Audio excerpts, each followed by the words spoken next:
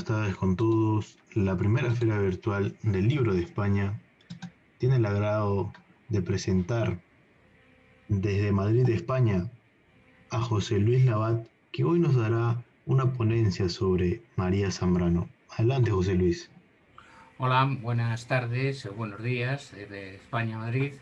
El vídeo que vamos a emitir ahora, en breves momentos, María Zambrano, Pensamiento, Poesía y Exilio, es un vídeo realizado por varias personas que se hicieron para una ponencia de un ciclo para la Academia Norteamericana de Literatura Moderna e Internacional de Nueva Jersey, del capítulo de España, aquí en Madrid. Y los autores de este vídeo son María del Carmen Aranda, María Antonia García de León, José Luis María Aranda y un servidor. Está coordinado también por Antonio Portillo. La música está compuesta por Francisco Recuero y el montaje es lo he realizado yo también. María Zambrano Alarcón nació en Vélez, Málaga en 1904 y murió en Madrid en 1991. Fue una intelectual, filósofa y ensayista española. Su extensa obra entre el compromiso cívico y el pensamiento poético no fue reconocida en España hasta el último cuarto del siglo XX, tras un largo exilio de esta mujer. Ya anciana recibió dos máximos galardones literarios concedidos en España, el Premio Primer Príncipe de Asturias de 1981 y el Premio Cervantes de 1988.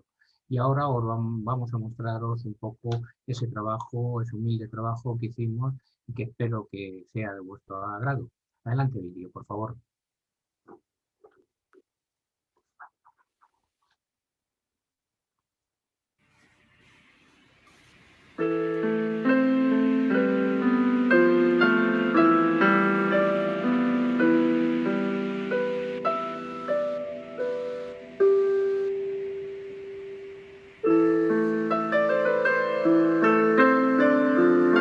Buenas tardes, amigos y amigas académicos. Mi nombre es Antonio Portillo, delegado de la Academia Norteamericana de Literatura Moderna e Internacional, aquí en Madrid, en la delegación de Madrid del capítulo Reino de España. Saludos fraternos desde Madrid.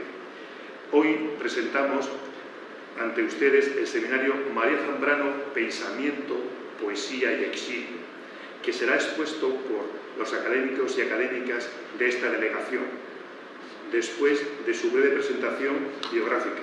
Los académicos son los siguientes: María Carmen Aranda, José Luis Jiménez Marín Aranda, José Luis Labat y María Antonia García de León, quien por causas personales no está presente en esta grabación. A continuación doy paso la palabra a María Carmen. Hola, muy buenos días. Mi nombre es María del Carmen Aranda. Soy escritora, poeta, me encanta la novela histórica y la poesía con crítica social. Trabajo para una multinacional japonesa y además soy embajadora de la paz y académica de la Academia Internacional de Ciencias, Tecnología, Educación y Humanidades. Es un placer estar con todos ustedes. Buenos días, pues mi nombre es José Luis Marín Aranda y yo, aunque procedo del mundo de la empresa, actualmente me dedico a la poesía y a la pintura. En realidad, yo me gusta jugar con las imágenes y con las metáforas con una especial sencillez, de tal manera que pueda llegar a la gente en un mensaje que pueda ser como una sinfonía que se abre paso ante las personas, en un lenguaje siempre cercano y amigable. Mi nombre es José Luis Labat, soy poeta, hago también novela histórica y novela social. Soy embajador de la paz y también pinto, y sobre todo me dedico a labores sociales en los barrios desprotegidos de la zona sur de Madrid. Soy María Antonia García de León, profesora de Sociología, Universidad Complutense de Madrid, escritora y poeta. María Zambrano Alarcón nace en Vélez, Málaga, 22 de abril de 1904, aunque pronto la familia se traslada a Madrid y posteriormente casi toda su biografía transcurre en el extranjero. Se relacionó estrechamente con toda la intelectualidad de la época, Ortega y Gasset, Antonio Machado, entre otros. Es una pensadora, filósofa, ensayista y poeta española del máximo relieve. Tiene una extensa obra entre el compromiso cívico y el pensamiento político, reconocida en España en el último cuarto del siglo XX, tras un largo exilio. Hoy goza de una nueva vitalidad. Ya anciana recibió los dos máximos galardones literarios concedidos en España, el Premio Príncipe de Asturias en 1981 y el Premio Cervantes en 1988. Muere en Madrid el 6 de febrero de 1991. Biografía, género y poder. Expondré algunas claves de mi investigación sociológica sobre biografía, género y poder, y el caso de María Zambrano, trazando un paralelismo, yendo así de lo general a lo concreto. ¿Qué elementos vemos en la biografía de las élites de mujeres? Subrayo los datos siguientes. Primero, una estructura demográfica especialísima en la familia de origen. Son muy frecuentes los casos de hijas únicas, primogenituras femeninas, sororidades, a veces convergentes. En el caso de María Zambrano, una composición familiar de ningún hermano varón, y sí una hermana que impone y refuerza una sororidad, siendo ella la primogénita. Como agudamente afirmó la escritora Pardo Bazán, mi destino hubiera sido muy otro si hubiera tenido un hermano. Tal vez mutatis mutandi el de María Zambrano. Por el contrario, ella afirmó: el gran regalo que me hicieron mis padres fue mi única hermana, Araceli. Segundo, los apoyos iniciales.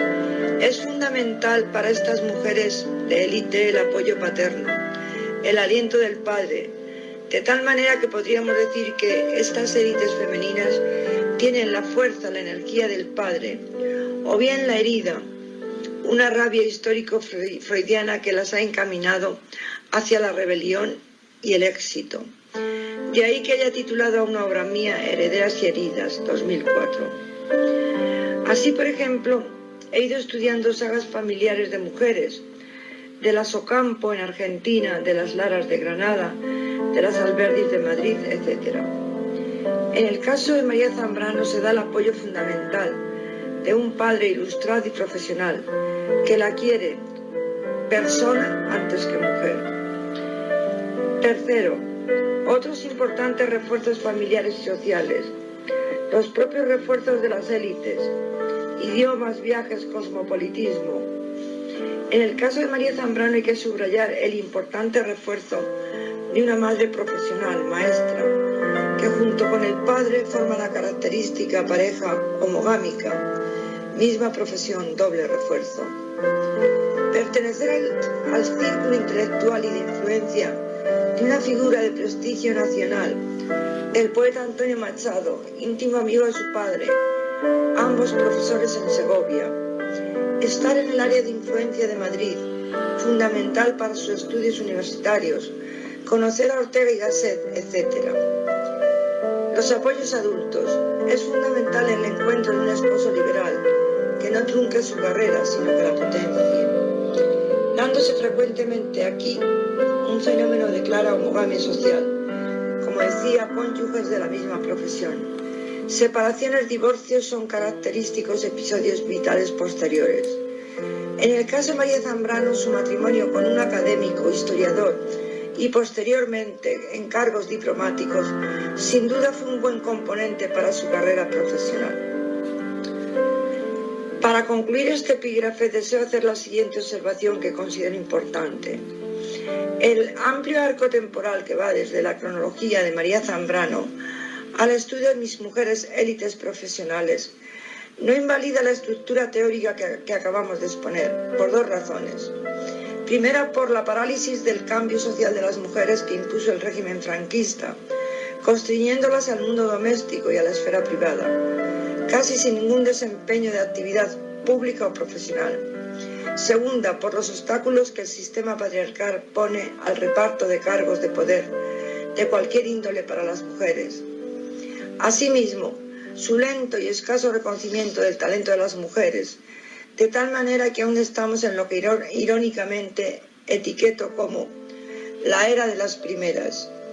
De este exiguo colectivo forma parte María Zambrano, que fue la primera en obtener el Premio Cervantes 1988. Podríamos decir que los elementos empoderantes, por utilizar un término actual que encontramos en la biografía de María Zambrano, constituyen la crónica de un éxito anunciado, como en el caso de tantas mujeres de élite que he analizado en sus trayectorias vitales. Esto no constituye ningún argumento ad personam, al contrario, demuestra la fortaleza de la discriminación de las mujeres ejercida por el sistema patriarcal y el cúmulo de refuerzos que deben reunir para torcer sus códigos de género. Así, las mujeres élites profesionales son un excelente test a la igualdad en sistemas democráticos. Lo que no pasa por el corazón nace muerto. Y es con esta frase sapiencial como se establece en la cronología del periplo de la vida de María Zambrano un pensamiento filosófico, poético y compromiso político, bajo la constante lucha por el advenimiento de una nueva época cultural, social, de integridad del hombre. Un intento de responder a las preguntas más radicales sobre su existencia y el medio en el que se desenvuelve. Disciplinada, de un orden exquisito y obediencia absoluta a sus principios, buscaba dentro del pensamiento filosófico el mundo de la poesía y la belleza, el desarrollo del pensamiento onírico, místico y racional. Discípula de Ortega y Gasset, exponente principal de la teoría del perspectivismo, María Zambrano partió de sus enseñanzas, pero se construyó a sí misma a pesar de los muchos momentos de confusión entre el rigor de Zubiri y la claridad orteguiana, acrisolando la tradición de la filosofía occidental como expone en La razón de la sombra, y así engendrar sus propios planteamientos filosóficos. No obstante, su verdadero manantial fueron los clásicos griegos, dirigiendo su lectura a la filosofía mística de Plotonio y a la ética y metafísica de Spinoza, cuya teoría era como si todo lo que existe en la naturaleza fuera increíblemente exacto, como si todo formara parte de algo mayor y estuviera perfectamente conectado. Este fue, para María Zambrano, un periodo de reubicación de su propio ser, no faltándole la ética de Esquilo. Formada en la filosofía europea del siglo XX, vivió épocas de tinieblas y sombras, una época en la que existían importantes movimientos críticos a la razón cartesiana, suscitado por el pensamiento del filósofo francés René Descartes, quien defendería el poder que ejercía la mente sobre el cerebro. María Zambrano, en Claros del Bosque, responde a esta idea, que hacía tiempo formulaba, de que pensar es ante todo descifrar lo que se siente. Así también menciona cómo el hombre es el ser que padece su propia trascendencia, en un incesante proceso de unificación entre pasividad y conocimiento, entre ser y vida. De esta forma, trata de crear una aproximación a las cosas para conocerlas, su método, el método de la razón poética, donde ella nos dice: hay que dormirse arriba en la luz para dejar que la revelación se produzca y estar despiertos abajo en la oscuridad. Zambrano fue una verdadera exploradora del alma en busca de la claridad de las vivencias humanas sin desterrarlas del camino de la comprensión, abarcando todas las cualidades del ser humano. Como ejemplo de la profundidad de su pensamiento, visualizo una granada abierta, siendo esta el ser, y a nuestra filósofa ir desgranando su interior lentamente, separando a modo de pensamiento las innumerables semillas o granos entre los lóculos y las astanas membrosas que las separan, un método que subyace en todas sus obras. Zambrano, a través de una filosofía llena de preguntas, obtiene a través de la poesía las respuestas, el desorden de la razón ordenado por la respuesta de la emoción. En su trayectoria vital podríamos trazar 3 periodos de su obra. Primera etapa de formación en la que germina su razón poética, hacia un saber sobre el alma. Segunda etapa, que sería el de su exilio, un pensamiento vinculado a la problemática histórica del momento, delirio y destino. Y una tercera etapa vinculada a su regreso a España, caracterizada por una actividad intelectual imparable, las palabras del regreso. María Zambrano nunca apagó su voz, aun cuando la ciencia ocupaba la primicia del conocimiento. Y yo me pregunto, ¿qué pensaría María Zambrano si hoy se encontrase entre nosotros sobre la neurociencia, sobre los neurotransmisores o sobre las justificaciones bioneurológicas para nuestros pensamientos y emociones? Zambrano en vida pronunció palabras que también sirven para saludar la muerte. Salimos del presente para caer en el futuro desconocido, pero sin olvidar el pasado. Nunca. Nuestra alma está cruzada por sedimentos de siglos. Son más grandes las raíces que las ramas que ven la luz. ¿Serían estas reflexiones un guiño a la reencarnación? La poesía de María Zambrano. La poesía de María Zambrano está íntimamente relacionada con su pensamiento filosófico. Forman un todo, sin que puedan separarse ambos conceptos. Se puede afirmar que María Zambrano es principalmente una pensadora, como a ella le gustaba oír, una filósofa. Para Zambrano, la filosofía plantea preguntas que la poesía responde. Su visión de la poesía es algo más que la expresión lírica de las emociones o de los sentimientos, ante algo que nos conmueve. Ella piensa que la poesía está conectada con los dioses, con lo divino. Este sentimiento místico aflora en lo más profundo de su poesía, como ella escribe, la mística como realización de la vida personal. En su libro Filosofía y Poesía, México 1939, relaciona la poesía con los diferentes conceptos que abarcan el pensamiento, la ética y la mística, dejando su impronta de la unión entre la filosofía y la poesía como una unión indisoluble. La dimensión de la palabra poética la encontró durante su estancia en Segovia, a través del conocimiento y la voz de Antonio Machado, amigo de su padre. Como ella misma comenta, vio la sombra de Machado en Segovia. La poesía para Zambrano tiene una fuerte carga reflexiva. Uno de los más conocidos e importantes libros de la autora, Claros del Bosque, es un libro poético, escrito en prosa, pero no es una prosa poética, sino poesía que desarrolla su pensamiento. Aunque escrito sin el formato verso, su expresión es un verdadero poema, porque según Zambrano, ella acude a la poesía para señalar su pensamiento, para destacar que el corazón no está ajeno, sino predispuesto a escuchar al pensamiento, traduciendo su sentir y eligiendo las mejores palabras para llegar al poema, que no es otra cosa que un sentimiento expresado en palabras. La obra poética de María Zambrano fue una búsqueda de la fusión entre la poesía y la filosofía, objetivo difícil, dada la realidad de los tiempos que le tocó vivir, influido el mundo por la razón técnica, en la llamada modernidad, y en donde todo lo que se observa racional y culturalmente es más superficial. Para Zambrano, Occidente ha llegado a una de las noches más oscuras de los tiempos que conocemos.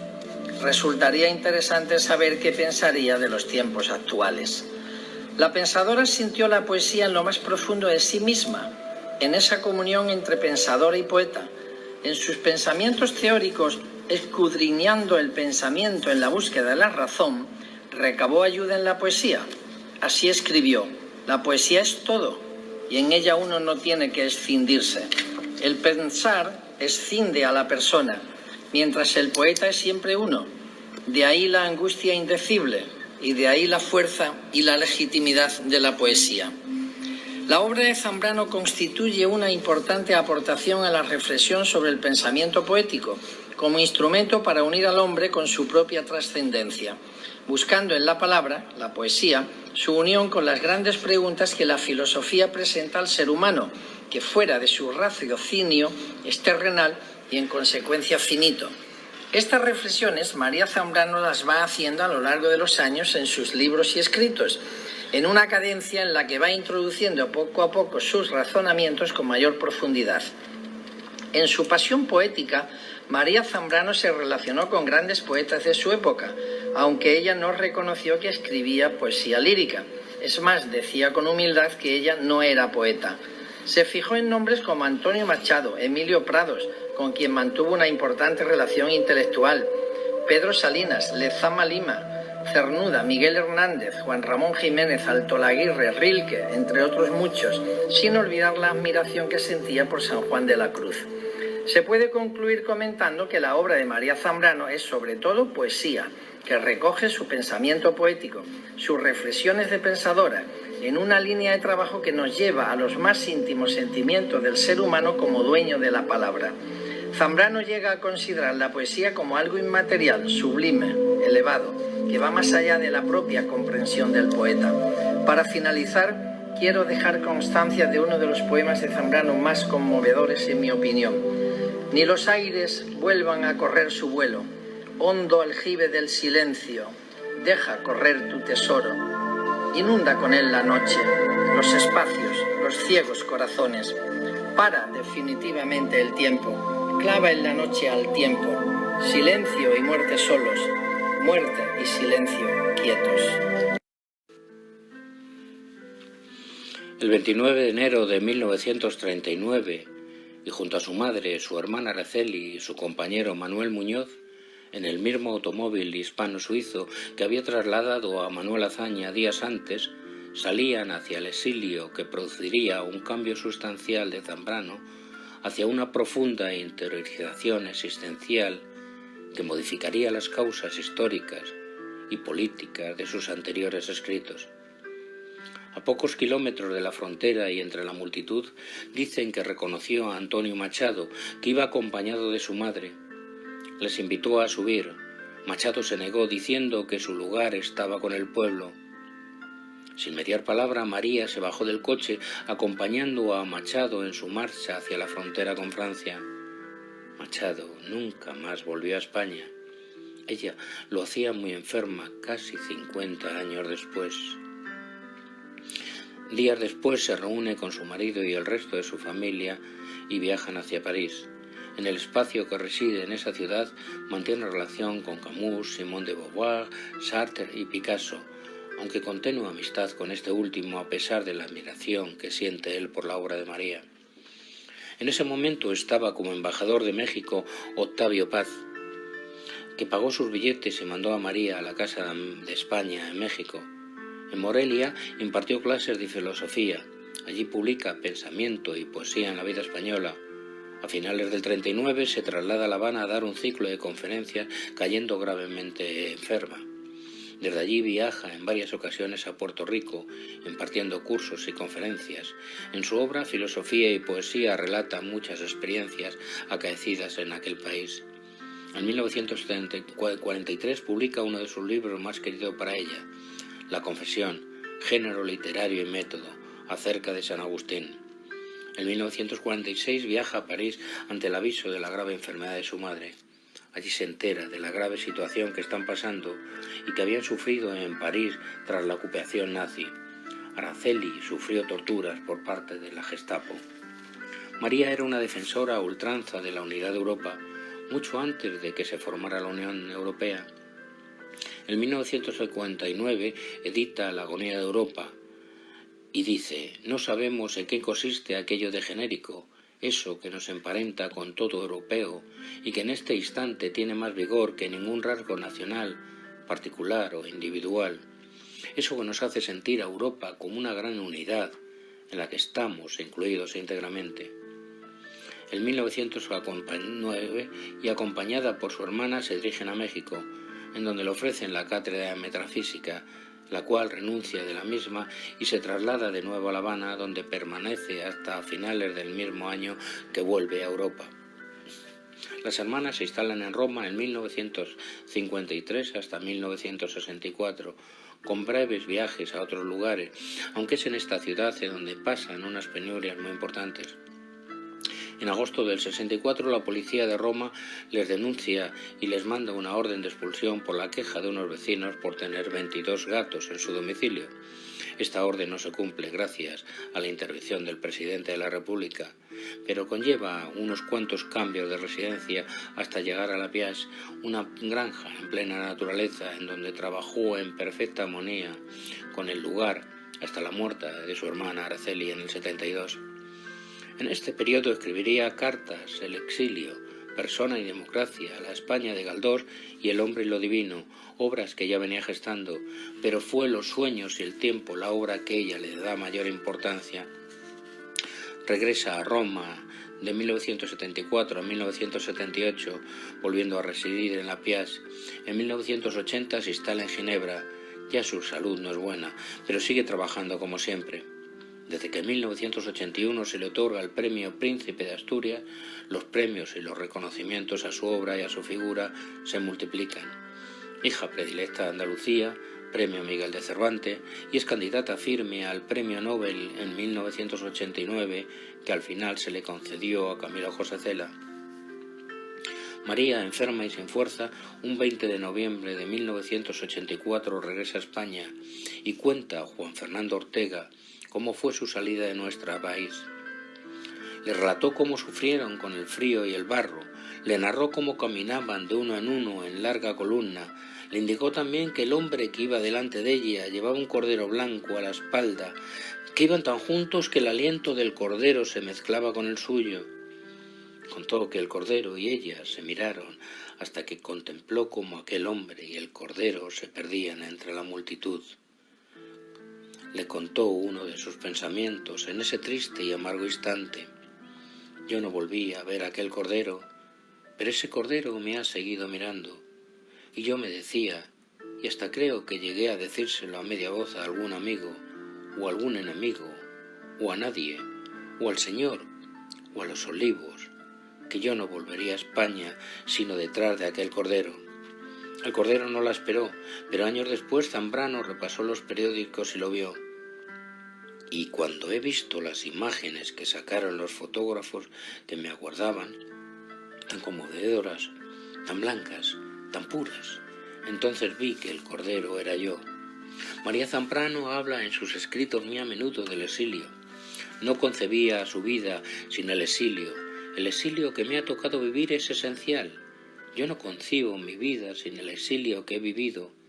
El exilio ha sido como mi patria, o como una dimensión de una patria desconocida, pero que una vez que se conoce es irrenunciable. En El sueño creador escribe: creo que el exilio es una dimensión esencial de la vida humana, pero al decirlo me quemo los labios, porque yo querría que no volviese a haber exiliados, que no se conociera el exilio. María vive en Madrid hasta su muerte el 6 de febrero de 1999. Fue enterrada en Vélez Maga, en su lugar de nacimiento. En la lápida puede leerse a modo de epitafio el verso del Cantar de los Cantares: levántate, amiga mía, y ven.